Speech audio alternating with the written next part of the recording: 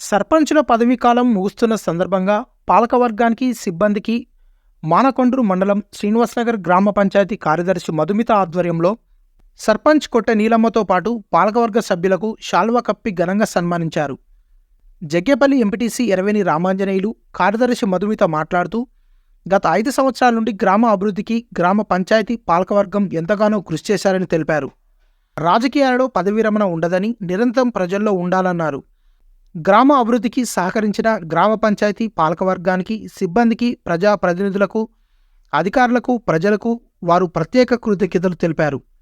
ఈ కార్యక్రమంలో ఉప సర్పంచ్ బేతి రాజయ్య, గ్రామ పంచాయతీ ఉద్యోగుల సంఘం జిల్లా అధ్యక్షులు బొల్లం శ్రీనివాస్, వార్డు సభ్యులు బాసువేని నీలిమ, అమ్మిగల్ల సరిత, ఎరవేని స్వప్న, అనవేని కుమార్, అనవేని రాజ్యలక్ష్మి, మెండె మహేష్, ఒర్సు మంగ, సిబ్బంది, గ్రామ ప్రజలు పాల్గొన్నారు.